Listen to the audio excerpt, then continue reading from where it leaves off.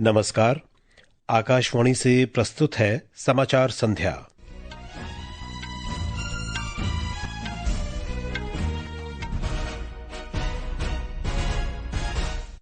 प्रधानमंत्री नरेंद्र मोदी ब्रिटेन और मालदीव की यात्रा के पहले चरण में आज रात ब्रिटेन पहुंचेंगे। वे ब्रिटेन के प्रधानमंत्री के साथ वार्ता करेंगे। संसद के दोनों सदनों की कार्यवाही आज लगातार तीसरे दिन विपक्ष के हंगामे के कारण बाधित। विपक्षी दल विशेष गहन पुनरीक्षण और अन्य मुद्दों पर चर्चा की मांग कर रहे थे। देश में पिछले 10 वर्षों में इलेक्ट्रॉनिक्स सामानों के उत्पादन में 6 गुना वृद्धि। निर्वाचन आयोग ने उपराष्ट्रपति के चुनाव की प्रक्रिया शुरू की। रूस और यूक्रेन के बीच शांति वार्ता का तीसरा दौर आज तुर्की के इस्तांबुल में शुरू होगा।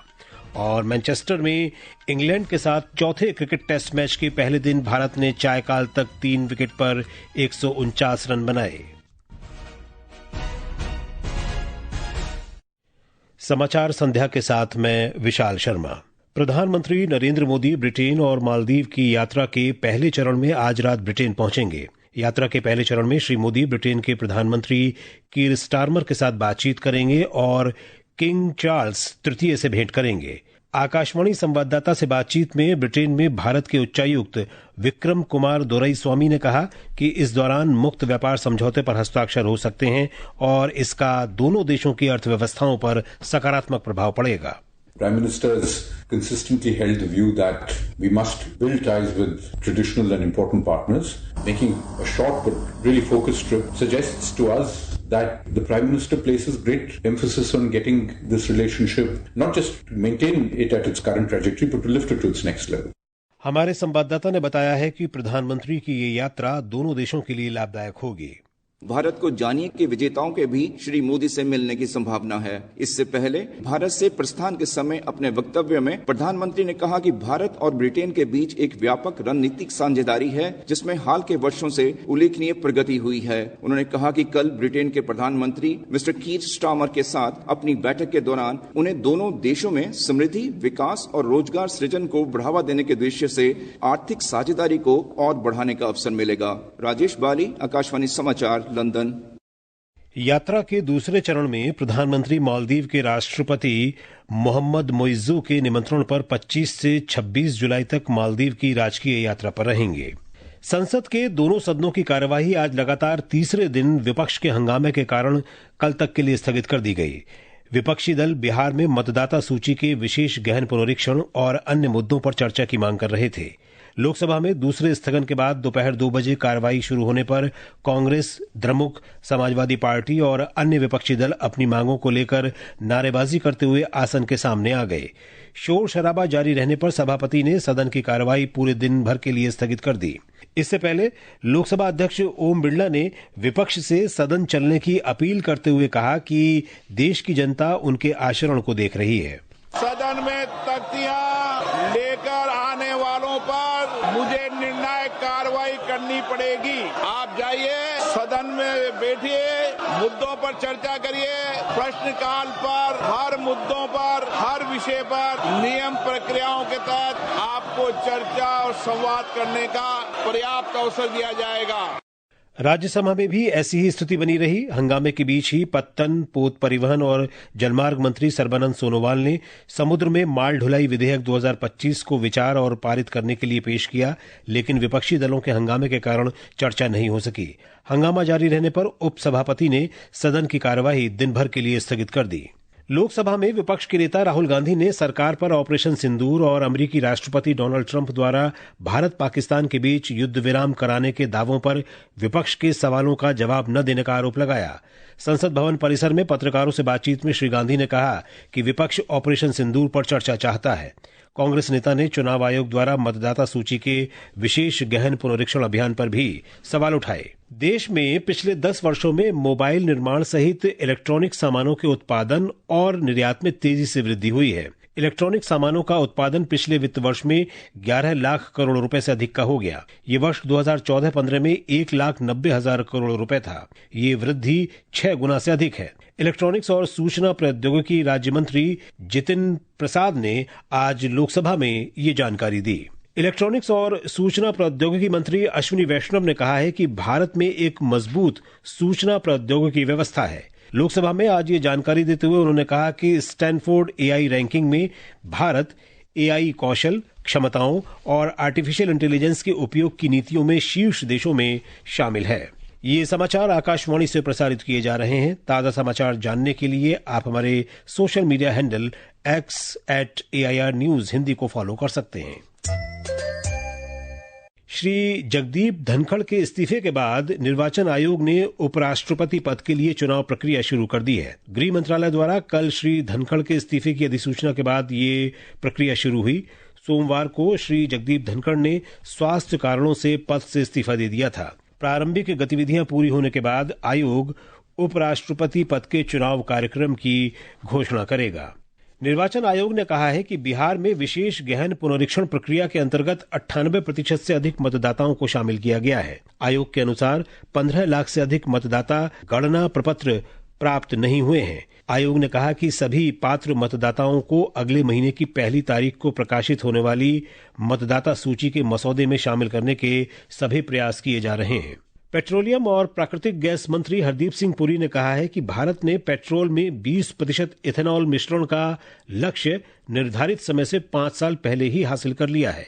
एक सोशल मीडिया पोस्ट में उन्होंने कहा कि स्वच्छ ऊर्जा के क्षेत्र में 2014 के मात्र 1.5% से 2025 में 20% तक की इस छलांग से 1,36,000 करोड़ रुपए की विदेशी मुद्रा की बचत हुई है। विदेश मंत्रालय ने कहा है कि अहमदाबाद में एयर इंडिया विमान दुर्घटना के बाद संबंधित अधिकारियों ने स्थापित प्रोटोकॉल और तकनीकी आवश्यकताओं के अनुसार पीड़ितों की पहचान की है। इस दुर्घटना पर ब्रिटेन के एक अखबार में प्रकाशित रिपोर्ट के संबंध में मंत्रालय के प्रवक्ता ने कहा कि सभी पार्थिव शरीरों को उचित सम्मान के साथ रखा गया। गुजरात आतंकरोधी दस्ते ने खुफिया सूचनाओं और ऑनलाइन गतिविधियों की निगरानी के आधार पर भारतीय उपमहाद्वीप में प्रतिबंधित आतंकी संगठन अल-कायदा से जुड़े 4 लोगों को गिरफ्तार किया है। अहमदाबाद में आतंकरोधी दस्ते के उप महानिरीक्षक सुनील जोशी ने कहा कि आरोपी विभिन्न सोशल मीडिया प्लेटफॉर्म और संदिग्ध ऐप्स के माध्यम से आतंकी मानसिकता का सक्रिय रूप से प्रचार कर रहे थे। 10 जून को एक इन्फॉर्मेशन मिली थी कि 5 इंस्टाग्राम अकाउंट्स हैं। ये अलकायदा जो एक प्रोस्क्राइब टेररिस्ट ऑर्गेनाइजेशन है, इसकी विचारधारा का प्रचार प्रसार देश में कर रहे हैं। बहुत लोगों को धार्मिक आधार पे डेमोक्रेसी के विरुद्ध, भारत के विरुद्ध उश्केरनीजनक जो साहित्य है वो इन पे बारंबार शेयर कर रहे हैं। टोटल 4 आरोपियों को आइडेंटिफाई किया गया, इसमें सेंट्रल एजेंसियों का कोऑर्डिनेशन में बहुत महत्व का योगदान रहा। महाराष्ट्र सरकार ने आज बंबई उच्च न्यायालय को बताया कि केवल 5 फुट से ऊंची गणेश प्रतिमाओं को ही प्राकृतिक जल स्रोतों में विसर्जित करने की अनुमति दी जाएगी। राज्य के महाधिवक्ता ने न्यायालय को बताया कि 5 फुट से कम ऊंची सभी मूर्तियों को कृत्रिम झीलों में विसर्जित करना होगा। आज राष्ट्रीय प्रसारण दिवस है।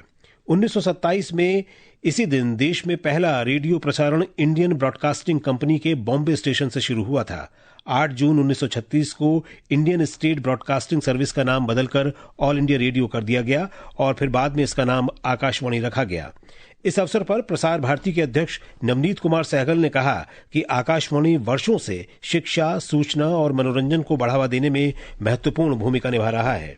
90 वर्ष में आकाशवाणी ने जो कुछ रचा वह एक प्रसारण नहीं है बल्कि एक संस्कृति की तरह है और ये भारत की सच्ची आत्मा की अभिव्यक्ति है, क्योंकि आकाशवाणी लगभग 23 भाषाओं में 182 बोलियों में प्रसारित करता है। यह वही मंच है जिसने गांधी जी से लेकर टैगोर तक को आम आदमी तक पहुंचाया। आकाशवाणी शिलांग में राष्ट्रीय प्रसारण दिवस पर आज भव्य समारोह आयोजित किया गया। इस अवसर पर आकाशवाणी की महानिदेशक प्रज्ञा पालीवाल गौड़ ने सार्वजनिक प्रसारण की 90 वर्षों की विरासत पर प्रकाश डाला। Next year on June, we'll be completing 90 years as Akashvani.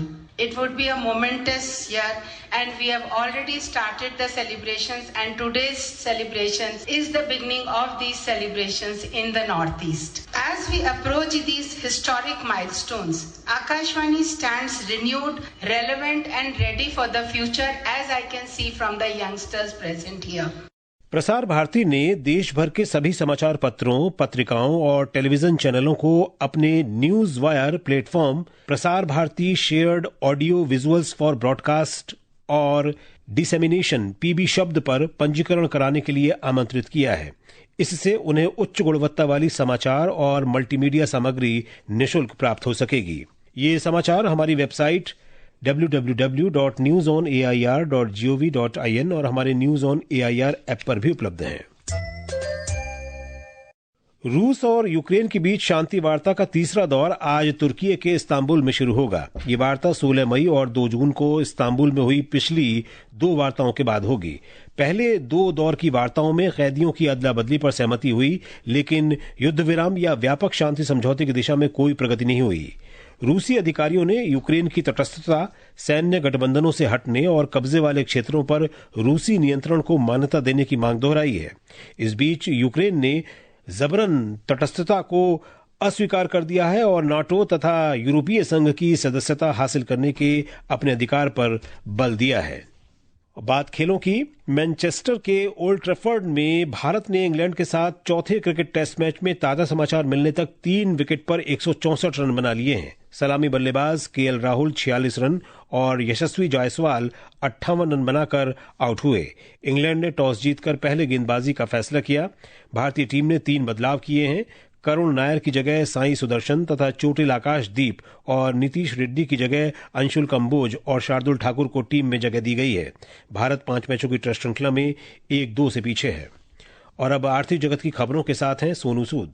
Bombay share बाजार का सेंसेक्स 540 अंकों की छलांग लगाते हुए 82,727 पर बंद हुआ। नेशनल स्टॉक एक्सचेंज का निफ्टी 159 अंक बढ़कर 25,220 पर बंद हुआ। अंतर बैंकिंग विदेशी मुद्रा बाजार में रुपया डॉलर के मुकाबले 4 पैसे कमजोर होकर 86 रुपए 41 पैसे प्रति डॉलर के स्तर पर दर्ज हुआ। मौसम विभाग ने कल तटीय कर्नाटक, कोंकण, गोवा और मध्य महाराष्ट्र में मूसलाधार बारिश की संभावना व्यक्त की है। दिल्ली, चंडीगढ़, हरियाणा, जम्मू और कश्मीर, बिहार, गुजरात और पूर्वोत्तर राज्यों में भी अगले 2-3 दिनों के दौरान तेज वर्षा होगी। कल अंडमान और निकोबार द्वीप समूह, झारखंड, जम्मू कश्मीर, उत्तराखंड, पश्चिम बंगाल और सिक्किम में गरज के साथ बिजली और तेज हवाओं के साथ बारिश होने की आशंका है। मौसम विभाग ने जम्मू कश्मीर में अगले 48 घंटों में हल्की से मध्यम वर्षा और गरज के साथ वर्षा होने की संभावना व्यक्त की है। एक रिपोर्ट।